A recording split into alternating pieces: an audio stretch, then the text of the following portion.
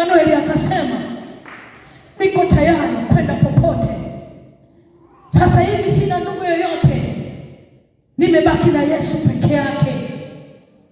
Wakamfungulia wakasema, hili ni lichizi, tuliache likafie huko. Emmanuel ndio akatolewa, akaja akafa baadaye. Kuna watu wameishika imani. Ni kitu gani ambacho wewe unahangaika nacho ambacho kinaweza kukutoa kwenye laini ya Mungu? Kwa nini usikae kwenye ushindi? Hata kama tutakufa, tutakufa kwa ajili ya Kristo, maana kufa kwetu ni faida. Kitu chochote kikutoe kwa Yesu, maana kufa kupo, tutakufa siku moja, lakini tunaenda wapi? Tunataka tukamwone Yesu. Tuko safarini, tunataka tukamwone Yesu mahali yupo. Anasema, nakwenda kuandalia makao ili mimi nilipo na ninyi muwepo. Tutakuwepo siku moja. Natamani nimwone Yesu, nataka nimwone Yesu. Siku moja nitamwona Yesu. Hata kama wanitende, hata kama wanikatae, hata kama waone sifai, lakini kama Yesu anaona ninafaa, nitaendelea mbele. Hakuna cha kunirudisha nyuma wala cha kunivunja moyo. Mimi sio wa kawaida. Ikatae pendwa, kataa maisha haya. Biblia inasema msifuatishe namna ya dunia hii, kaeni kwa Yesu.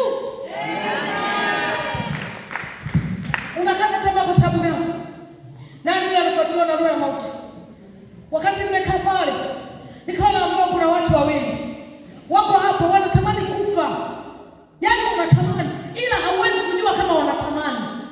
Wakati nimekaa pale, Roho Mtakatifu ananisemesha kuna watu wanatamani kufa. Nisikilize.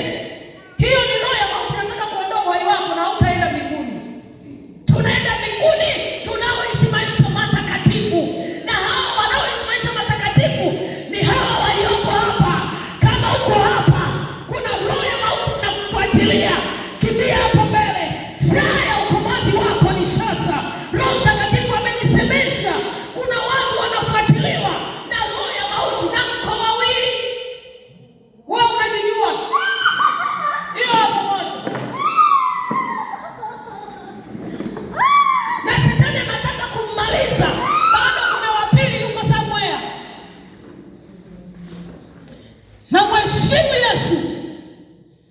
Roho Mtakatifu amenisemesha na nikasikia uchungu nikiwa pale kwenye kiti. Nimetoa machozi pale. Kuna watu wawili wanataka kufa. Wako kwenye kongamano hili la Pasaka. Halafu wanataka kufa. Na mimi niko hapa. Haiwezekani.